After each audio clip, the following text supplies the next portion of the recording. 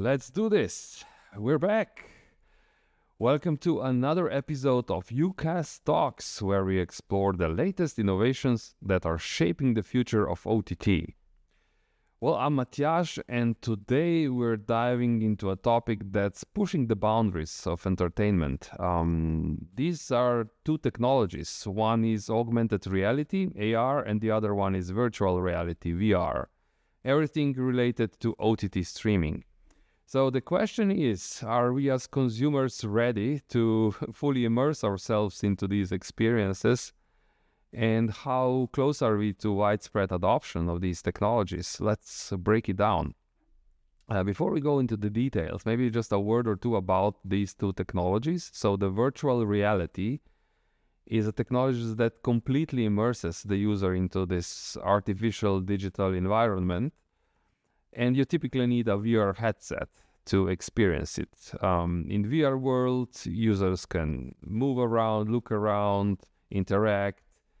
And it's something that's ideal for gaming, ideal for creating and presenting virtual environments, and also for very immersive storytelling.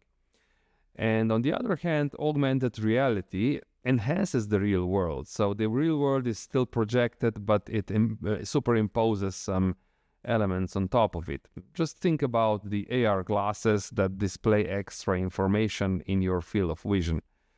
In the OTT space, AR can be used to, for example, present real-time stats of an event, like a sports event, can place virtual characters into the scene, and can create some interactive elements in the real-world scenes, right? So, to sum it up, VR creates the new world while the AR enhances it. Right, so just imagine this, right? You put on your headset and suddenly you're inside your favorite movie. You're not watching it, you're inside, you're living it. Or you're watching a sports match and you put on your AR glasses and these real-time stats appear not on the screen, but somewhere in your living room, for example, right? This sounds quite futuristic, but it's actually closer than you think. So according to the 2025 Trends Guide that we published earlier this year, AR and VR are one of the major trends that are going to shape the future of OTT. We're not quite there yet, but the shift is happening right now. So there are some important conditions, drivers like hardware, connectivity, the amount of content and its creation that are driving this, but we're definitely moving in this direction. So in the field of VR, we have platforms like Netflix, Disney Plus that are already experimenting with VR movie watching environments, right? But this is really the first step. It's more or less the experimentation phase.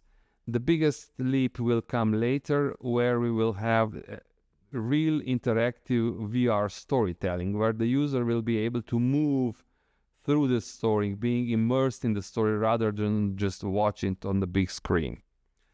In the field of AR, companies such as Apple with its Vision Pro and Meta with AR glasses are making it possible to overlay content on top of some real-world scenes. And this means, for example, you can watch a concert and the band appears not on the screen, but maybe somewhere in your living room.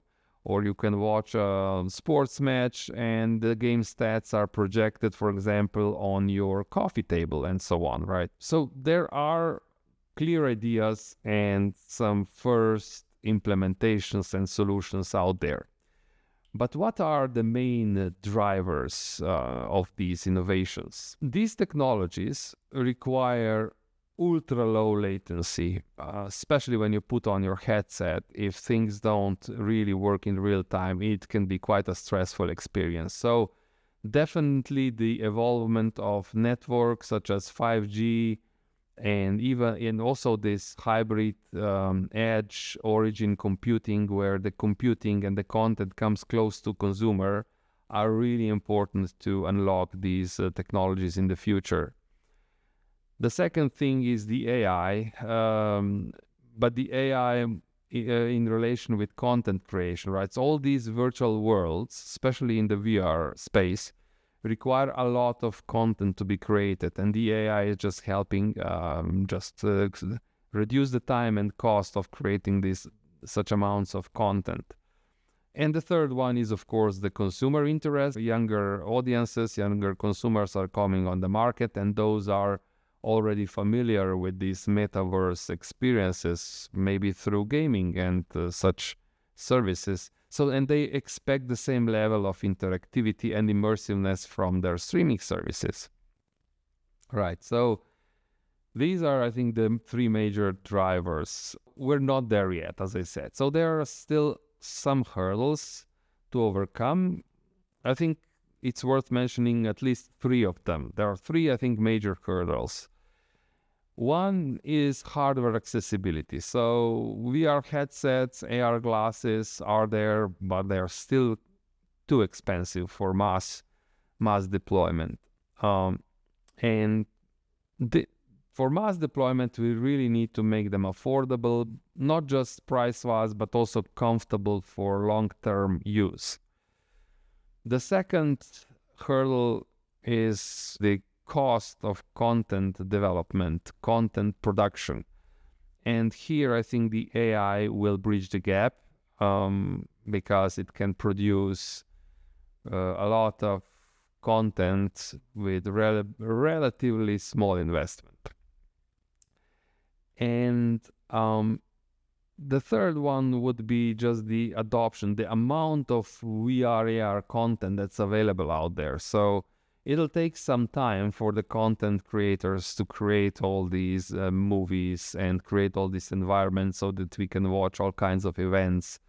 So there are some, but of course for mass consumption, mass deployment, not enough yet. Despite all these hurdles, the trend is inevitable. The industry predicts that in the next 3 to 5 years, at least the premium OTT services will include AR and VR content into their offerings. The question is, what does this then mean for the OTT providers today? So if you're in the streaming business, it's maybe important to follow the trend and maybe start preparing. You could think about some small-scale AR, VR integrations. You can, for example, introduce AR-powered ads or maybe virtual watch parties. That would today certainly give your platform a big competitive edge. And as a final thought, I think that the future of entertainment is AR and VR. It's at the moment is maybe an experiment, but in the future is something that will just be one, if not the most important way to consume content. So this is going to change forever. It's the biggest change is that we are not going to be watching the content, but we're going to be part of the story, part of the experience. That's the big psychological change that we will look for when we are chasing interesting content to consume. And yeah, this brings us to the end of today's episode. I hope you found this insightful. If you did, please don't forget to subscribe to uCast Talks so that you will get notified when we upload the next episode. Thanks for watching and see you next time. Bye-bye.